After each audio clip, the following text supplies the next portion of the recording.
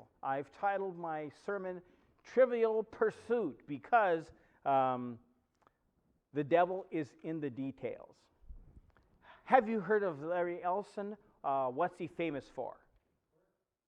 Oracle. What else is he famous for?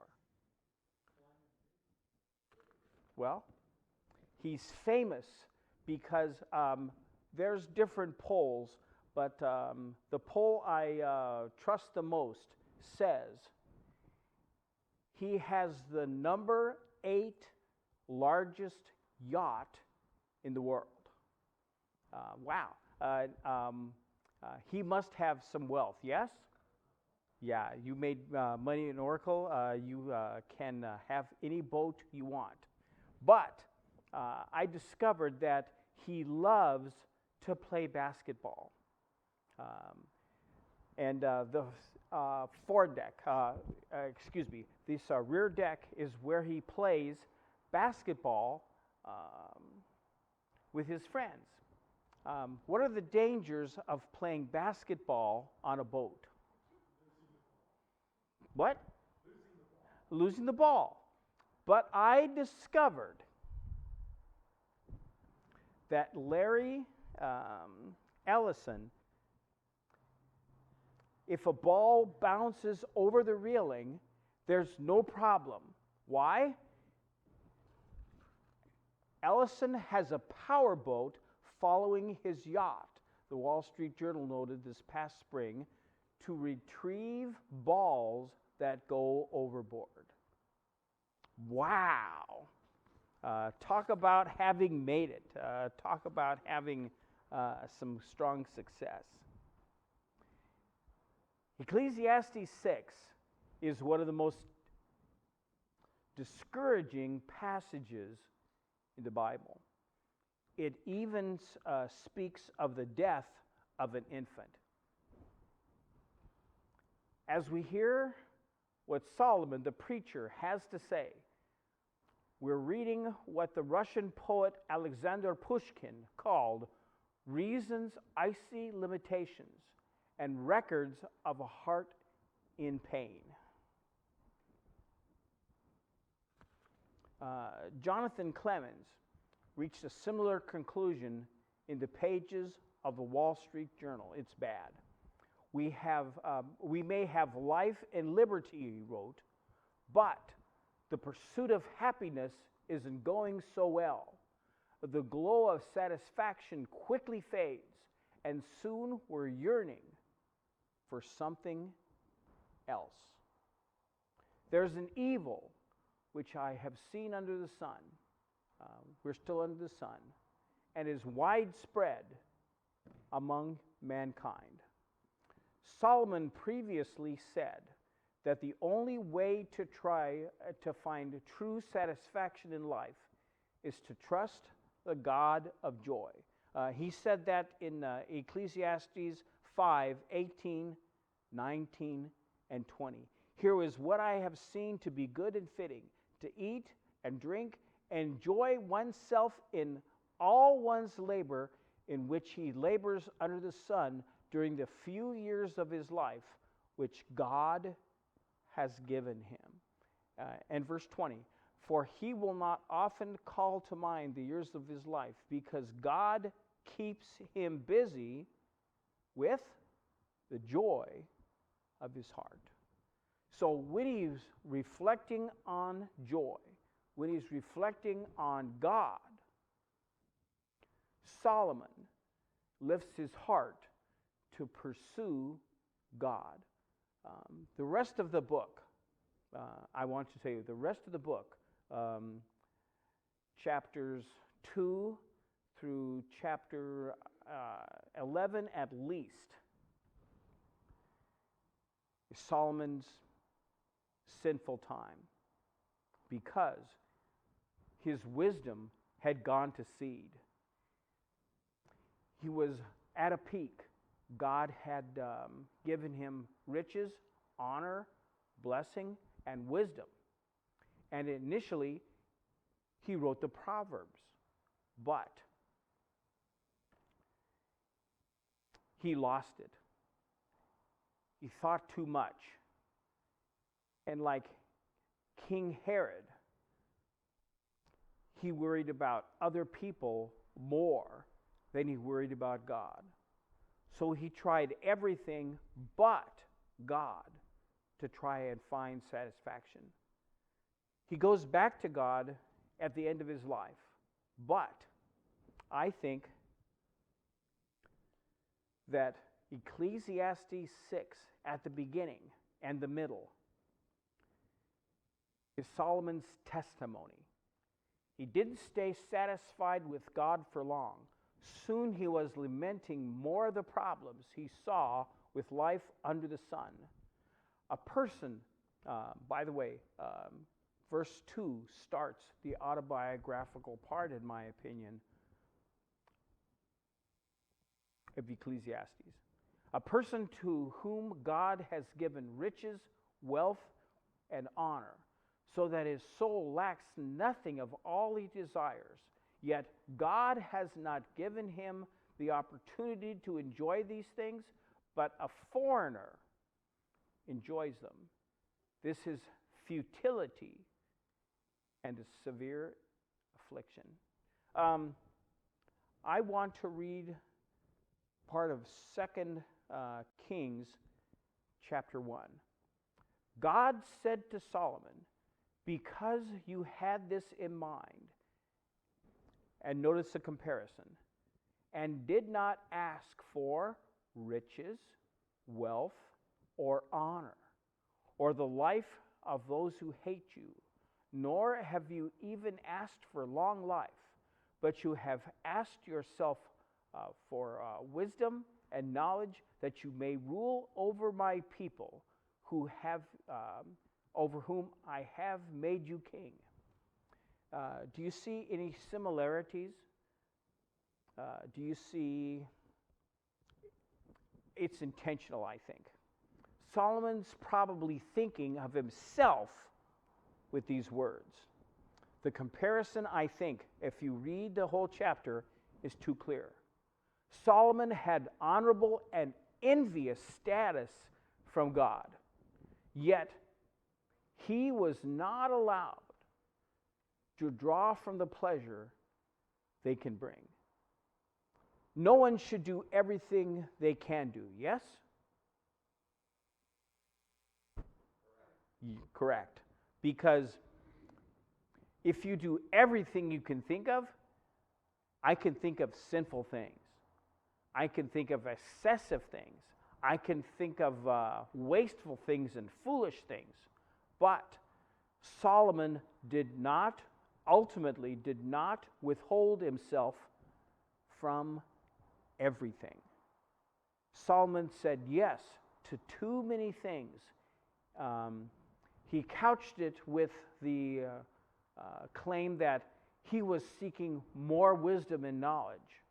But Ephesians chapter 5, for the Christian, tells us that there's some things we need to know nothing about. Many foreigners can steal them. Many foreigners, I think of foreigners in the context of, there's joy stealers. And we can steal our own joy, or we can let people, other people, to influence us to steal our joy that God had waiting for us. Wow.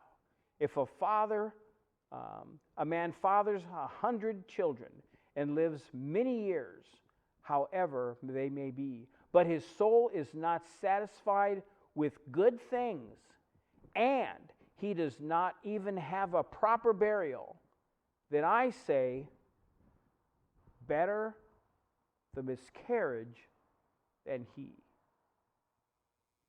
Wow. Solomon says that an unborn child can be better off in his depression, in his depressed state, Solomon's depressed state, than anybody else. This is not a Mother's Day verse. We don't live under the illusion that our problems are solved by having many children. Solomon foresees an unfortunate future. For a miscarriage comes in futility and goes into darkness, and its name is covered in darkness. It does not even see the sun, nor does it know it, yet is better off than that man, that discouraged, that depressed man. He had that a miscarriage, he feels, is better than the alternative. Why? He has no history to live up to. He hasn't been king. He hasn't excelled. He hasn't been held up as number one. When you're number one, the only place you can go is down. So if you're always trying to excel, always trying to succeed, at least you're trying, and at least you have an opportunity to climb the ladder.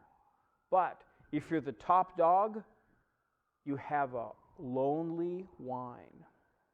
The tiny baby, now dead, has no problems to face. It's covered in darkness, covered with burial, obscurity. That's how depressed he was, because he was reflecting on his past. And while he came up for air in Ecclesiastes 5, 18, 19, and 20, he was reflecting on God's blessing. And Solomon, for a time, did not reflect on God's blessing. He tried it all, and he was dissatisfied. Even if a man lives to 1,000 years twice, wow, but does not see good things, do not all go to one and the same place. Now, Solomon adds another wild card, long life. But if life was marked with pain, calamity, tragedy, what good is it to add another 1,000 years? On the side, it has been my observation that people will want to seek an out, who have those kinds of experiences, want to go to heaven faster, not slower. In my life, I saw many people die before their time. In my life, my real mother died at 33. My brother died at 50. I would say that I'm, unfortunately, one of the healthiest persons in my family, even with a stroke, because they had serious strokes. One of my brothers, who lived the longest, couldn't stand for the last 10 years of his life. Another brother suffered with oxygen for about 10 years. He had to carry a tank of oxygen. Why? No one knows why God distributes things that he does. But my experience has been, if you have misfortune, if you have sickness, if you have maladies, or if you have oppression, you think about heaven. If you're a Christian, you want to go there. And you want to go there faster, not slower. All a person's labor is for his mouth, yet his appetite is not satisfied. Well, next he considers adding hard work to find a fulfilling and meaningful, life. The word that's translated appetite is the words that's usually used for the word rendered soul. Soul. His soul is not satisfied. He's frustrated. He's angry. He's not happy. Hard work does not bring relief from depression if there are conflicts that feed the soul with discouragement. For what advantage does the wise person have over the fool? What does the poor person have knowing how to walk before the living? What about having a bright mind, wisdom? Some people cling to their education. Even a poor man's life, if it is marked by charm or charisma, they're no better off than those who are wise but unsatisfied. Solomon now seems to stop itself and reflect on what is tried before. What the eyes see is better than what the soul desires. This too is futility and striving after wind. Many children, more wives, Solomon was an expert, more years, harder work, better education. No. It won't work. It doesn't work in that combination if you have the wrong perspective. Have you heard of this book, God is Not Great?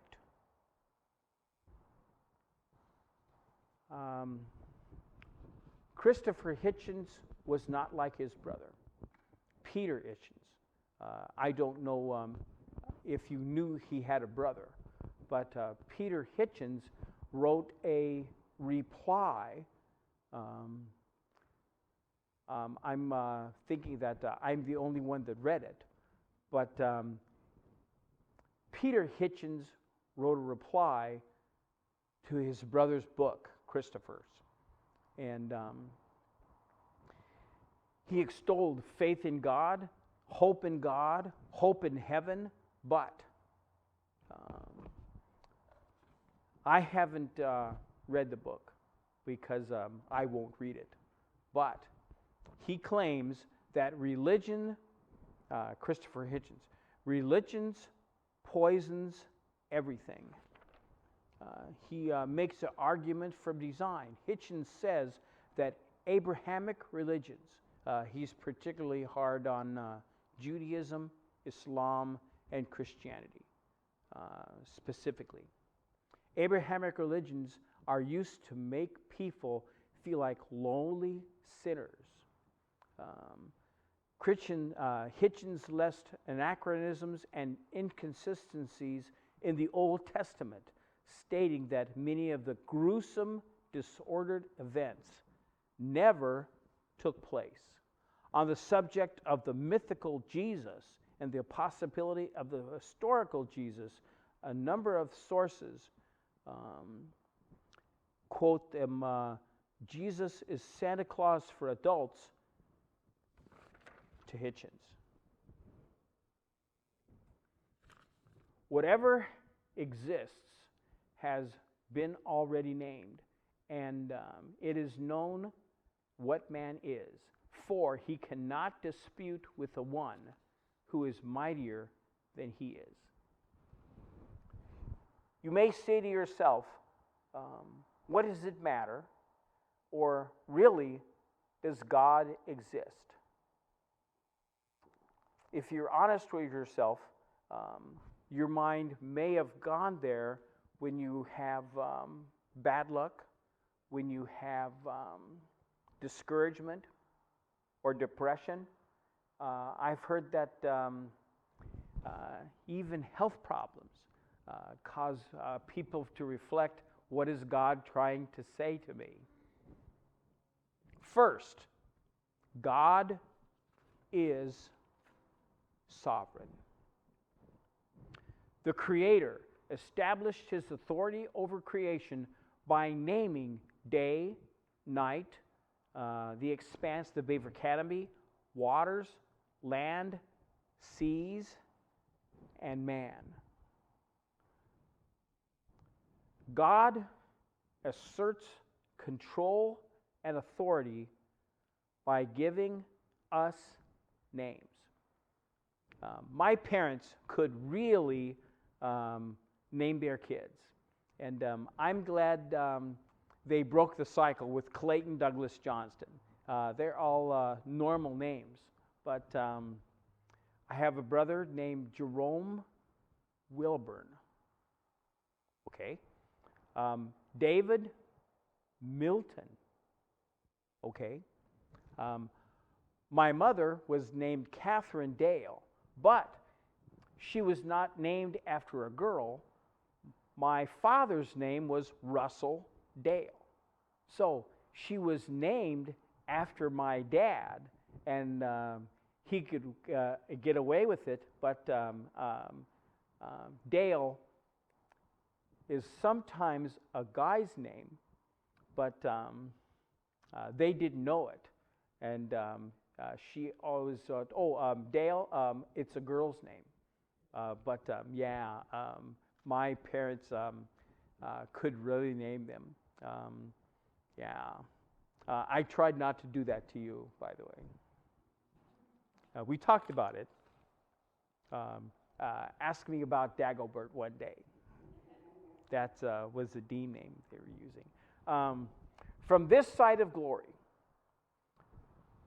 we see not the way it looks from heaven, but if you look at the wrong side of a quilt or a tapestry, you see all the knots, all the mistakes, all the tied ends, and it's a different view from the back side of a quilt than the front side of a quilt, because we don't look at it from heaven's perspective. From this side of glory, we see the tapestry with all the knots. From God's perspective, it's all under control. God is sovereign. Okay? Think of that when life gives you the answers you don't want to hear. Second, for there were many words which increase futility. What then is that advantage to a person? Second, you know it, humanity is not in control. We maybe control a lot of things. We may be a lot of things, but sovereign is not one of them. God is the potter. You know the verse. We are the clay. God is infinite. We are very finite. We have limits. God is all powerful. We are limited. God is faithful. That's the number one thing about God that we can trust, because once He says something, He means it. God is faithful. God's promises to me are yea and amen.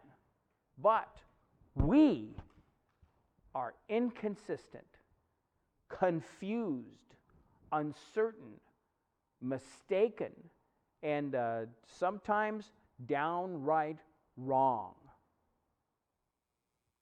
Only God is faithful to everything that He says. For who knows what is good for a person during his lifetime, during the few years of his few life? He will spend them like a shadow. For who can tell a person what will happen after him under the sun? Third, that's where Solomon was at the majority of his life, I think. Disputing with God is a waste of time and effort. Do you agree? It may be bad, it may be good, but disputing with God is a waste. So long as I fight the hand of God, I do not learn the lessons He is attempting to show me. He is totally responsible for my life as He is with all created things. So, if God is in my life, He is in both my needs and my attempts to satisfy the things I really need. I appreciate having a family because you remember I didn't want children, and I might try one of them. So I frequently tell you all that your life is based on Craig, because Craig was a good kid, and it encouraged me to have more. So you all owe your life to Craig. You can leave him gifts now. But he was a good kid.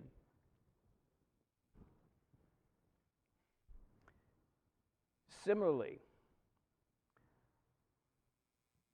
God's life is distributed to me and distributed to you, and He ultimately is responsible.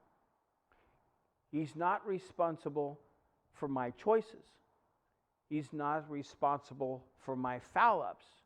He's not responsible for the things I did wrong. But as God is willing, He's able to fix it. He's able to provide for me. The less I mess up my life, the more God is able to bless me. So, disputing with God, are you rich or poor?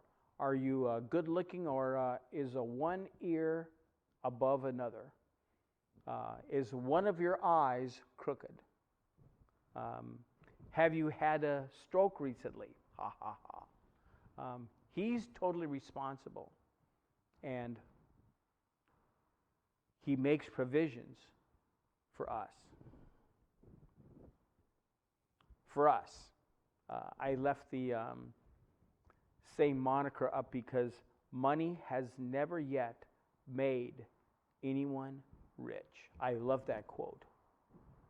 Don't let the size of humanity get greater than the size of my God. We were reminded about it in our Sunday school lesson about Herod. Herod knew what to do. He protected John the Baptizer, and he knew it was wrong to kill him, but for ego's sake, and because he made a promise, he did the wrong thing. He worried about people more than he worried about God. Even a capable but strong-willed King Solomon couldn't fight a winning battle against his God. I think about half Solomon's life was spent in rebellion against his God. He knew what he should do. He would find that he was blessed above measure, but he began to question. He began to ponder. Instead of saying, "Thus saith the Lord," he said, "Maybe I'll try this." God is working on our lives. Don't fight against Him. I have a diagnostic question for you. Does life seem futile? The more you dwell on the solution for that question, the answer for that question, the more you're asking the wrong question. I watched something with Barbara yesterday, and I didn't know it. Think about Spain, the Spanish Paralympics. And they had Paralympics for ages. In 2000, the Spanish basketball team won gold at the Paralympics. These are supposedly handicapped people, but they won the gold medal. But I have the same picture here. They lied. They weren't disabled at all. Out of 12 Spanish basketball players, all of whom said they had a disability, only 2 were telling the truth. The other 10 had no disability at all. It wasn't the only Spanish basketball team that had this occur. Out of the 200 Spanish athletes at Sydney, the City Olympics in 2000, at least 15 had no type of physical or mental handicap. They didn't even pass or fail medical or psychological examination. Why? Because it was suspected that Spain was trying to cheat in the Paralympic Games. So, a journalist tried out for and made the Spanish basketball team. And he documented behind the scenes in the locker room, and he heard all the conversations. Fernando Martin Vicente, the chairman of the Spanish Sports Federation for the Intellectual Handicapped, even denied the accusation, saying, it could not possibly happen. But it was true. A man named Ribogarda said he was invited to compete with the basketball team just months prior to the Paralympics, despite being an able-bodied man. He also shared that he was not required to take a test for disability. In fact, the only test he was asked to do was, can you do 6 push-ups? You can? You make the gold medal basketball team. Life doesn't seem fair, does it?